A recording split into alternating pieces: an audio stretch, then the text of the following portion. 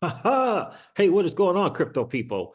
Happy Tuesday to each and every one of you. Listen, we're going to go over the numbers. We're going to go over some stuff from Crypto X today. We all know that Ripple filed its response in the remedies phase of this case with the versus the SEC. So we're going to get into that.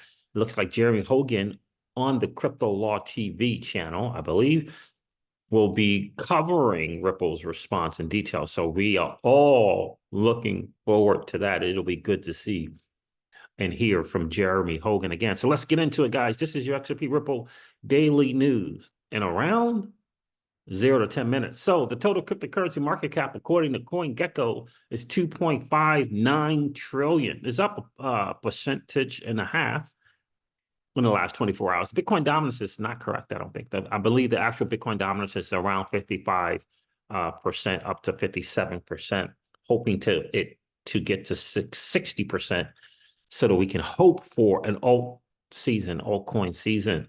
Bitcoin is trading at $66,783. Again, Ethereum is trading at $3,240.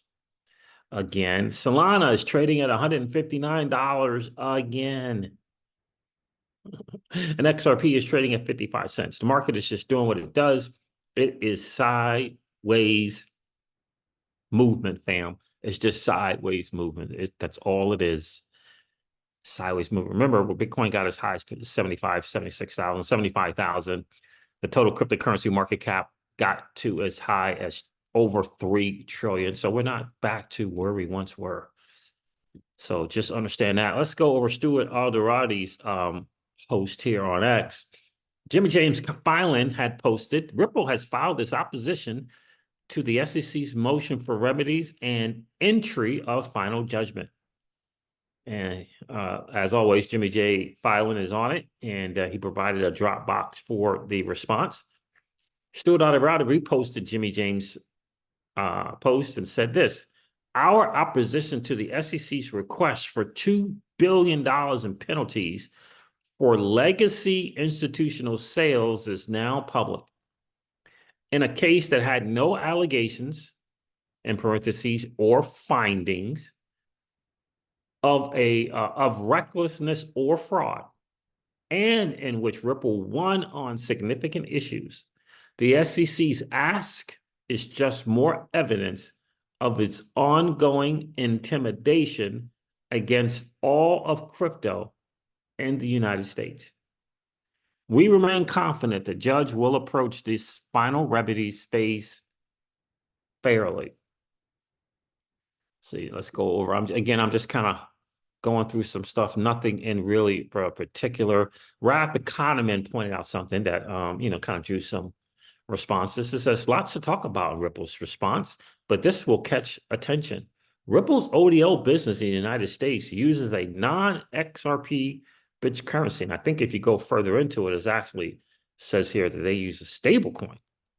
Immediately following the decision, whatever, 3 US-based customers, Ripple subsidiaries, migrated to 2 US-based customers from using XRPL and the ODL product to using a different digital asset. A stable coin, not an issue. So it's interesting. So not using XRP as a bridge asset. And it's probably after, maybe the initial filing, maybe at some point during the case, but they had stopped using XRP. Now, I just think that's of ongoing legal investigation, ongoing. Molly Elmore had something to say in reference to that post from Ralph Kahneman. She said, stable coin with a sovereign country, XRP in between the countries. This is the global peace play. No nation is the issue of the global trade currency. Triffin dilemma avoided. And everything about that makes sense because stablecoins I believe, is going to, do the vast majority of stuff going on between countries. And for retail especially, but we'll see how it goes. But the fact of the matter is that one nation is not going to want the other nation's stablecoin. So if a nation is due some money, they're going to want the money in their currency. And if the other country only has to offer their stable, you're going to have a bridge currency between the countries. That's it, right? So, you pick a country, XRP is the bridge currency, because the country sending payment is going to want to use their coin for payment, and the country receiving the payment is going to want it in their currency. So use the bridge currency, XRP, and between them. Just makes sense. Just makes sense. Let's see what else here. Let me make sure this is not what I want to cover now. That's Tether. Jeremy Hogan kind of letting us know what'll be happening here shortly. The SEC has big legal problems to address if it wants to get a win against Ripple. And I still think it squandered this opportunity to get ahead with its first brief. I will be going live tomorrow, which is today, on Crypto Law US. 1.9 billion or 10 million, or what will it be? So I'm looking forward to hearing what he has to say.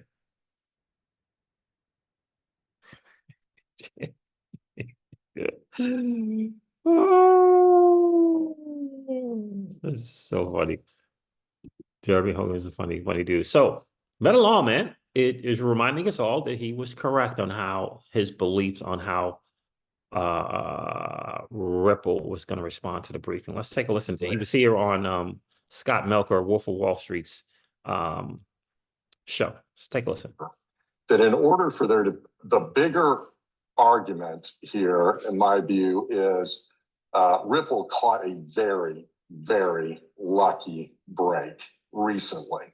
The Second Circuit Court of Appeals ruled at the end of last year that in order for there to be disgorgement, there have to be victims of the fraud, victims of the securities law violation. There has to be something called pecuniary harm, and that means losses, actual losses. So when you read the SEC's filing on their damages theory, they have a heading saying, hey, no problem, there's pecuniary harm here, but they don't actually identify a single purchaser of XRP who lost money. What they say is some purchasers, and remember, we're talking about sophisticated institutional buyers, hedge funds, VCs, whales buying XRP, and they bought at discounts and then presumably sold, not the next day, but periodically.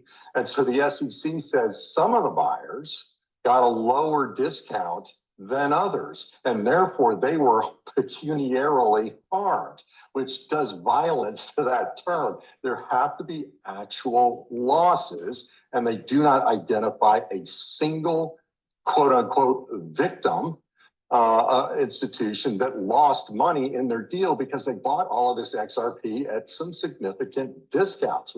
Yeah, and just to tie a bow on it, this concept of disgorgement, while it is a party who's done something wrong, issued an unregistered security, is supposed to give back their net profit from doing that, that money is supposed to go to victims, not to the Treasury. And so if there are no victims, the entire rationale for the disgorgement goes away. And so if there's no disgorgement, by the way, Scott, then there's no 200 million in interest. Right. Interest triggers off of disgorgement, and so that would go away. Now, caveat is you can still have a penalty in the absence of victims and a disgorgement judgment, but it would be weird for an $850 million penalty in a situation where there's no disgorgement, no victims, no restitution fund, no nothing. That would be pretty odd. And so the court then would have a lot of discretion in establishing what the penalty might be. And I think it'd be substantially lower than that 850. So, Meta Lawman, as we anticipated, Ripple argues no victims, no disgorgement, relying on the recent second court case I discussed with Scott in the clip below. This is a quote. After years of investigation and more years of discovery, this from Ripple, the SEC does not and cannot point to any institutional buyer that lost money as a result of purchasing XRP from Ripple. Ripple argues zero disgorgement and a penalty not to exceed $10 million. No disgorgement, because just like Metal Lawman was saying here, the SEC never identified a single person, buyer, institution, hedge fund, money market maker. Didn't point out a single one who suffered harm, who suffered a loss. The SEC is just a bunch of boneheads, man. Or it's just all of this is just about trying to slow this industry down. So Metalona says those are the goal points. The goal posts, rather, not points. Those are the goal posts. Zero disgorgement and a penalty to not exceed 10 million. That's it. 0 to 10 million. That's it. The SEC wants 1.95 billion. Ripple says less than 10 million. The SEC will get one last brief on the damages questions on May 6th, and then it is off to Judge Torres for decision. Interesting stuff there. So that's the latest and the greatest on this hearing. I am going to do a video on this post here from Kaj. There's a lot of rumblings going on about Ripple X and the grants and lack thereof. So I can't wait to cover this. I'm not going to cover it on this video because this here is a video all for itself here about what's going on with the with Ripple X, I should say, Ripple X and these grants. There's some stuff going on here, and we have to speak to it. We can't just keep ignoring it, thinking it's just okay. And so Moonchaser had a great post. I'll cover that in the next video. Someone from XRP Cafe responded. I'm going to hammer that dude in the next video as well, because what he's saying is you want to talk about mistruths. That's a lot of, mistruths and what I like to call rationalizing. So we'll get into that in the next video. So there it is, fam. This wraps up the XRP Ripple Daily News in around 0 to 10 minutes. I hope that it has been of value to you. If it has, do me a favor and hit that like button. And if you've been hanging out watching the Crypto Season, you've enjoyed the Hangouts, please consider subscribing to the channel. And don't forget to ring that notification bell, baby, so that you know whenever we go live or whenever we upload a video. I'm going to end this one like I do all my videos and remind you guys of this. Old money doesn't want you to win. But that's okay, though, because you and we're already winning.